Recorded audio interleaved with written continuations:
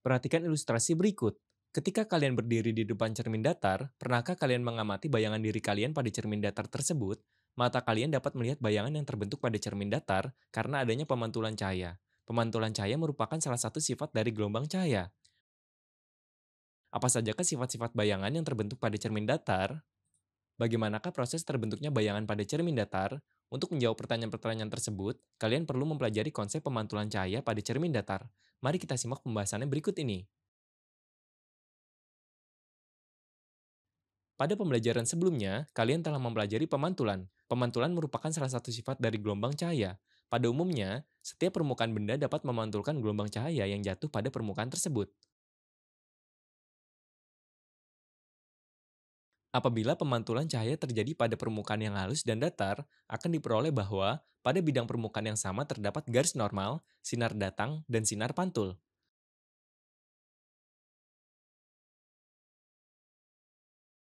Garis normal merupakan garis yang jatuh tegak lurus atau membentuk sudut 90 derajat terhadap permukaan.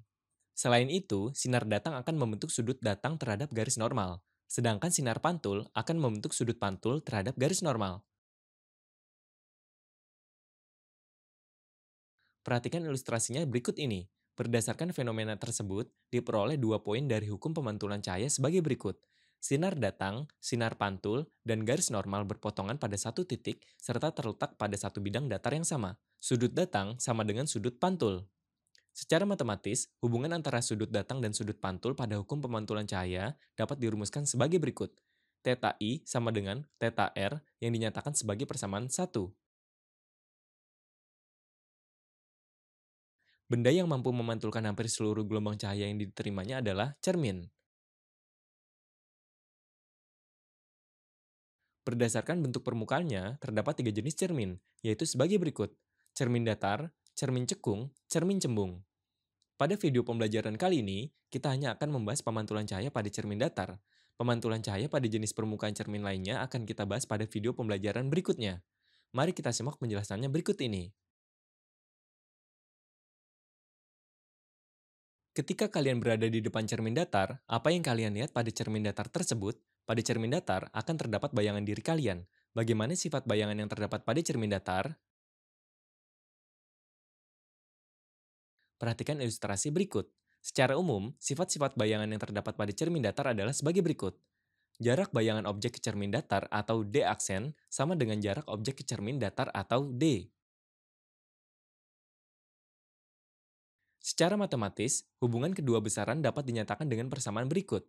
D aksen sama dengan D yang dinyatakan sebagai persamaan 2. Bayangan bersifat maya, artinya bayangan yang terbentuk tidak dapat diproyeksikan pada layar atau posisinya berada di belakang cermin datar. Bayangan maya dapat dihasilkan dari perpotongan perpanjangan sinar-sinar cahaya. Posisi bayangan tegak dan menghadap terbalik terhadap arah hadap objek semula. Tinggi bayangan objek sama dengan tinggi benda objek. Secara matematis, hubungan kedua besaran tersebut dapat dinyatakan dengan persamaan berikut. H aksen sama dengan H yang dinyatakan sebagai persamaan 3. Selanjutnya, bagaimanakah pembentukan bayangan pada cermin datar? Pada pembelajaran kali ini, kita akan membahas cara melukis pembentukan bayangan pada cermin datar. Perhatikan ilustrasi berikut. Misalnya, suatu objek memiliki tinggi H dari ujung A hingga ujung B.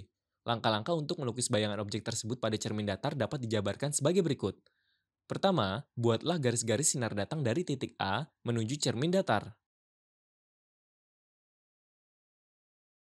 Sesuai prinsip pemantulan cahaya, sinar datang akan dipantulkan pada cermin datar sehingga terdapat garis-garis sinar pantul menuju mata pengamat.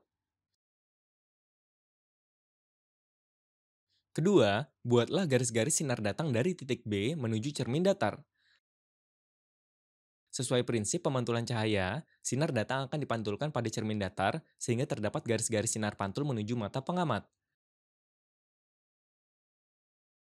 Ketiga, perpanjangan garis-garis sinar pantul pada langkah pertama dan kedua di belakang cermin datar dilukiskan dengan garis putus-putus serta berpotongan di titik A aksen dan B aksen.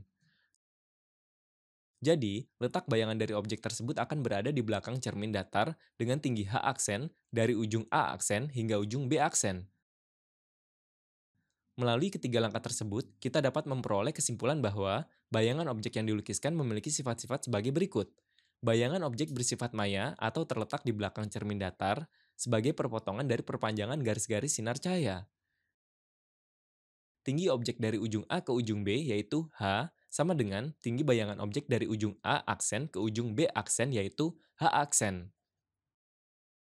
Objek dan bayangan objek sama-sama tegak dan saling menghadap ke arah yang berlawanan.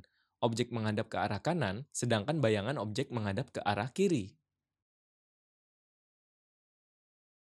Jarak objek ke cermin datar yaitu D sama dengan jarak bayangan objek ke cermin datar yaitu D aksen. Poin-poin penting pada pembelajaran kali ini adalah sebagai berikut. Pertama, pemantulan adalah salah satu sifat dari gelombang cahaya. Setiap permukaan benda dapat memantulkan gelombang cahaya yang jatuh pada permukaan tersebut. Kedua, hukum pemantulan cahaya dapat dijabarkan sebagai berikut. Sinar datang, sinar pantul, dan garis normal berpotongan pada satu titik serta terletak pada satu bidang datar yang sama. Sudut datang sama dengan sudut pantul. Secara matematis, hubungan sudut datang dengan sudut pantul pada hukum pemantulan cahaya dapat dirumuskan sebagai berikut. Ketiga, benda yang mampu memantulkan hampir seluruh gelombang cahaya yang diterimanya adalah cermin. Cermin datar merupakan salah satu jenis dari permukaan cermin. Keempat, secara umum, sifat-sifat bayangan yang terdapat pada cermin datar adalah sebagai berikut. Jarak bayangan objek ke cermin datar sama dengan jarak objek ke cermin datar. Secara matematis, hubungan kedua besaran dapat dinyatakan dengan persamaan berikut. Bayangan bersifat maya, artinya bayangan yang terbentuk tidak dapat diproyeksikan pada layar atau posisinya berada di belakang cermin datar. Bayangan maya dapat dihasilkan dari perpotongan perpanjangan sinar-sinar cahaya. Posisi bayangan tegak dan menghadap terbalik terhadap arah hadap objek semula. Tinggi bayangan objek sama dengan tinggi benda objek. Secara matematis, hubungan kedua besaran dapat dinyatakan dengan persamaan berikut.